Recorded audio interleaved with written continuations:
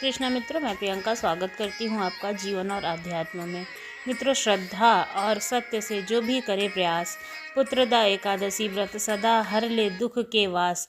हरे कृष्णा। पुत्रदा एकादशी व्रत का यह पावन पर्व हमें विश्वास, भक्ति और भावना भगवान विष्णु की असीम कृपा का अनुभव कराता है। जो इस दिन व्रत रखकर कथा सुनता है, उसे संतान सुख के साथ साथ जीवन के सभी कष्टों से मुक्ति मिल जाती है। आइए आज इस पावन कथा का शुभारंभ करके अपने पुण्य लाभ अर्जित करें। उससे पहले आप सभी श्रोताओं को पुत्रदा एकादशी की हार्दिक हार्दिक शुभकामनाएं। एक बार भगवान शंकर ने अंशा अवतार महर्षि दुर्वासा ने देवराज इंद्र से प्रसन्न होकर पारिजात पुष्प की माला उन्हें भेंट की। इस माला को देवराज इंद्र ने स्वयं धारण करने के बजाय अपने हाथी ऐरावत को पहना दिया, जिसे ऐरावत ने जमीन पर फेंक दिया। इंद्र के इस व्यवहार से दुर्वासा ऋषि नाराज हो गए। फिर उन्होंने देवताओं को श्राप दे दिया कि जाओ, तुम्हारा वैभव नष्ट हो जाएगा। उनके इस श्राप के प्रभाव से लक्ष्मी समुद्र में लुप्त हो गई, जिससे दुखी होकर इंद्र सहित सभी देवता इसका समाधान प्राप्त करने के लिए भगवान श्री विष्णु के पास गए। जब भगवान श्री विष्णु ने उन्हें सलाह दी कि सागर में जा करके समुद्र मंथन करो, इससे अमृत की प्राप्ति होगी। इस अमृत से देवताओं की असीम शक्ति वापस आ जाएगी और इस कार्य को संपन्न करने के लिए मंदराचल पर्वत को मंथानी की तरह और वासु की नाग को रस्सी की तरह उपयोग में लाने की सलाह दी। इस कार्य के लिए तैयारियां होने लगी और इस कार्य के लिए असुरों का भी सहयोग लिया गया। देवताओं ने असुरों को लालच दिया कि इससे प्राप्त अमृत से हम सभी का जीवन अमर हो जाएगा, जिससे लोभ में आकर असुरों ने इस समुद्र मंथन से अपना सहयोग दिया। समुद्र मंथन के क्रम में जब मंद्र को समुद्र में डालकर मंथनी की तरह उपयोग में लाया जाने लगा, तब मंदराचल के नीचे कोई आधार न होने के कारण वह समुद्र में डूबने लगा। अब मंदराचल को आधार प्रदान करने के लिए भगवान विष्णु ने विशाल कर्म अर्थात एक विशाल कच्छप यानी कि कछुए के रूप में अवतार धारण किया। पूर्ण रूप धारण करके भगवान विष्णु मंदराचल के नीचे स्थिर हो गए। फिर समुद्र मंथन हुआ और इस मंथन से श्री लक्ष्मी और अमृत सहित 14 रत्नों की प्राप्ति हुई, जिससे देवताओं का वैभव पहले से की तरह स्थापित हो गया। भगवान विष्णु द्वारा कच्छप अवतार धारण करने के उपलक्ष्य में ही लोक में एकादशी के उपवास की परंपरा प्रचलित हुई और ऐसा भी कहा जाता है कि जिस दिन भगवान विष्णु ने कच्छप का रूप धारण किया था और उसकी पीठ पर मंदराचल पर्वत की तरह घूम रहा था, उस समय मंदराचल की चट्टानों की नोक के पीठ में खुजाने के कारण भगवान को अच्छा लगने लगा, जिससे उन्हें नींद आने लगी और उनके सांस की गति बढ़ गई। उस श्वास वायु से समुद्र के जल में तरंगें उत्पन्न होने लगी। इसी के कारण समुद्र में ज्वार भाटे की उत्पत्ति हुई। तो यह थी भगवान विष्णु के कूर्म अवतार की कथा। श्रोताओं, अब कथा की दिव्य यात्रा में सवार होकर चलते हैं हस्तिनापुर, उस भव्य महल की ओर जहाँ पर राज सिंहासन पर धर्मराज युधिष्ठिर धर्म और सत्य के प्रतीक शांत मुद्रा में विराजमान है। चारों ओर स्वर्ण स्तंभों में राजा का दरबार दीपों की मृदुल ज्योति से आलोकित है। गंधर्व का मधुर संगीत वातावरण को और पवित्र बना रहा है। इसी अलौकिक महल में भगवान श्री कृष्ण अपनी दिव्य आभा के साथ प्रकट होते हैं। उनकी कृपा से सजी यह सभा आप अब पुण्य फलदायक तथा श्रवण के लिए तैयार है। पुत्रदा एकादशी की कथा का प्रवाह अब प्रारंभ होता है।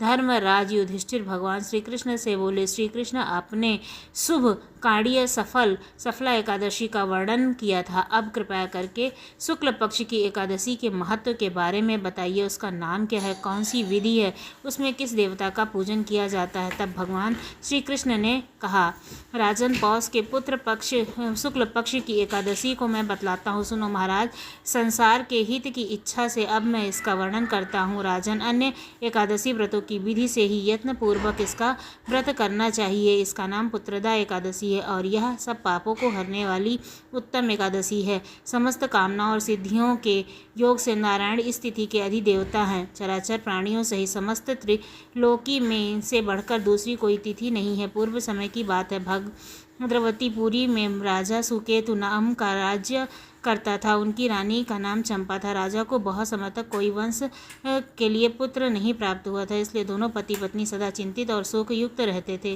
राजा ने पितर उनके दिए हुए जल को शोक से वास में गर्व करके पीते थे। राजा के बाद और कोई भी ऐसा नहीं दिखाई देता था जो हर लोगों का तर्पण कर सके।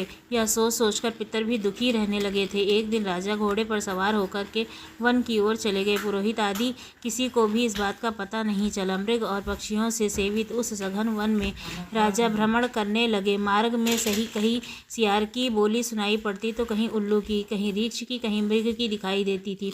इस तरह से घूम घूम कर राजा वन की शोभा को देख रहे थे। इतने में ही दोपहर हो गई। राजा को भूख और प्यास लगने लगी।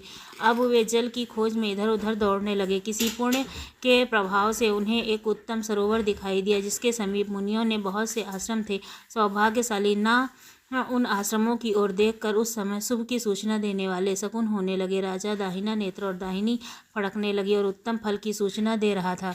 उन्हें देख करके राजा को बड़ी प्रसन्नता हुई और घोड़े से उतरकर मुनियों के सामने खड़े हो गए। फिर अलग अलग उन सब की वंदना करने लगे। वे मुनि तब व्रत का पालन करने वाले थे। तब मुनि बोले, राजन, हम लोग तुम पर प्रसन्न हैं। राजा बोले, आप लोग कौन हैं, आपके नाम क्या हैं और आप लोग किस किस तरह से यहाँ एकत्रित हुए हैं, यह सब सच सच बताइए। तब मुनि बोले, राजन, हम लोग विश्रदेव या स्नान करने के लिए आए हैं। माघ निकट आया है। आज के 5वें दिन माघ का स्नान आरंभ हो जाएगा। आज ही पुत्रदा एकादशी का व्रत है, जो इस व्रत को करने वाले मनुष्यों माघ निकट आया। आज के 5वें दिन माघ का स्नान आरंभ हो गया। आज ही पुत्रदा एकादशी है, जो इस व्रत को करने वाले मनुष्य को पुत्र देती है। तब राजा ने हाथ जोड़कर कहा, विश्रदेवगण, यदि आप लोग मुझ पर प्रसन्न हैं तो मुझे पुत्र दीजिए।